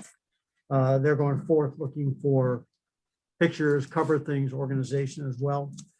Planning board is still working on the landfill solar project. They got good input both from the fire department on the 30,000 gallon tank requirement. Plus, Mark shared his concerns about storage of his equipment up there, as well as his product, if you will, up there. And that's something they're working on. A couple of neighbors were there and shared, their appreciation of the increased setback, but asked, what else could be done as well. So I think by and by it went pretty well. There's going to be a further meeting on that. Thursday night, we met, Community Preservation Committee met. We have several proposals in front of us. One we were able to revise that came from Parks, taking away their request for tree trimming, but leaving their request for drainage problems. If you're familiar with the park, Yeah, the softball field coming down off the hill gets pretty wet. They're looking for basically a curtain drain and CPA funding for that. Historical Commission asked for, Housing Authority asked for money to improve some of the building water issues. We were supporting that. And Historical Commission is looking for money to basically create an inventory, and we supported their request in terms of allowing them basically to pitch their case on the town meeting floor. okay. I didn't go, I had no meeting to go to Friday night, sorry. Okay, okay. Mary Ellen? Well, the only thing I would report is that I have been getting calls of concern about the reopening of school and what it really even means and why it hasn't been communicated to parents and so forth I and got so one on. today too. And I don't know that that's our role, but maybe we would want to invite the school committee reps to come in and discuss how they're reopening or what they're doing or something. So at least we would be able to sound intelligent when we're talking to these people. So if that was okay, I can contact Maura and Michelle We'll and just see what our agenda is or next see week, and see what it what is for they're next doing. week. I mean, I don't think it's imperative, but Yeah, I got a call today too. They're just confused about who's they're going to school. confused who's when. going where, who's, and it doesn't, from what I hear, it doesn't mean reopening. It means some kids will go back to school Yeah, and other sure. kids will not be able to be accommodated. And so they're concerned as to how that's going to work. The emergency communications, I got an email just before I came in. Says the project has picked up speed in the past few weeks. We have had the antennas mounted on both towers. The electrician's been able to get into both shelters and install the new outlets for the town equipment. The final arrangements are being made to bring the equipment to the two towers. The cabinet has been received for the Summers Road pole. Once the SBA sites are turned on, we'll be taking the equipment down from the pole, replacing with the new equipment. As long as we do not hit any more unforeseen issues, we should have the new equipment in Hampden and up and running in 3 weeks. So, all right, town administrator report. Yes, I had a call from the state office of the DEP in Springfield last week, asking if the town would like to join with East Long Meadow in seeking a grant that would allow for the study of culverts in both towns. I said, well, tell us more. We had a second session, a Zoom session with Andrew Smith, who is the person at DEP. And basically they said, we're willing to fund it completely. And you will end up with an assessment of all of your culverts in all in both communities. I said, well, I guess there's nothing to lose there. And so here we are. There's a Niagara of money coming out of Boston Oh, right it's now. like So, incredible.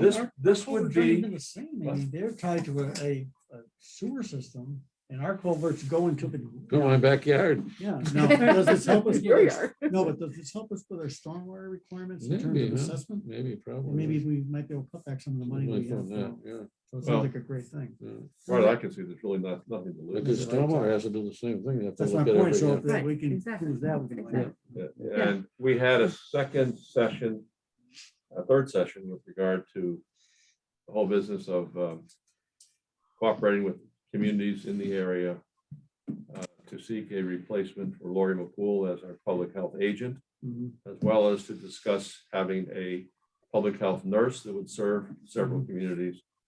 We'll talk more about that next week. We'll have Eric come on and Mhm. basically bring you up to date. The Capital Committee met on the 23rd.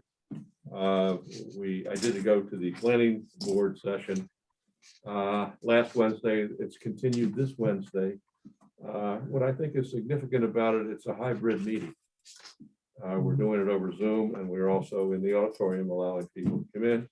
Seems like it works. And I thought that the video was good, the audio was good. So Good. that's probably the future for the Board of Selectmen as well, I think. I'm still preparing the CARES Act expenditures and going to be submitting those. Jane brought just about everything that I need to me last week, thankfully. So I know she spent a lot of time because it takes a lot of time. It's free money. We don't have to pay it back, but there's a lot of bureaucracy involved. I did meet with the chief to continue the discussions. I think we're down to just 2 items now for tonight. We did submit the application for the small bridge program. This will be a 2-phase program for the bridge on East Main Street. First phase, the application was for 34,000, I believe 500, and that would be to design a new bridge. And then we would seek the funding to build it. Frankly, to rebuild that bridge is a $700,000 project. And so that would go to the Federal Transportation Improvement Program. The town wouldn't have to pay that. It would go to the tip. And that's how it would, and basically it would happen without town funding. Normally tip projects require you to do your own design and then they'll pay for the project. In this case, we're going to get grant money to pay for the design. And then they'll put the thing on the tip list and in a couple of years, it'll get done. Well, I mean, let's hope the bridge holds up. I went up there, we looked at that bridge. Oh, it's all. There's a lot of spalling of the concrete, But it's cosmetic. Remember when they said about if they wanted to do something in the intersection? Yeah. Oh, it'll be $4 or $5 million. and take 3 years. So we didn't even pick out the car. You already got the price. No, I'm not saying the bridge is dangerous. I'm just saying that Yeah. bridge needs attention. All right. And also, I contacted 4 painting companies. I'm gonna get another bid, I think. And that'll be 3, and then we can make a decision on Academy Hall. All right, we, Oh, by the way, yeah, and the other thing we should announce publicly is, assuming we get a contract done tonight, we're scheduling the swearing in of the police chief, the new police chief, for the 31st, which is Wednesday, at 10 o'clock at the police station. That way, the acting chief can get to the Cape according to his schedule. According to which his is schedule by the first. April 1st, yeah. Okay, so I need a motion to go into executive session to conduct strategy session in preparation for negotiation with non-union personnel, to wit the contract negotiation with the incoming chief of police, from which I guess will come out of, and if we vote No on it, return to open session. Or you want to vote the? we have to vote the contract if we agree. Yeah, well, so we'll come out of, if we come out, we'll either vote the contract or adjourn. Right, motion. So moved. so Okay. aye. Aye. John, Aye, aye, aye. All right.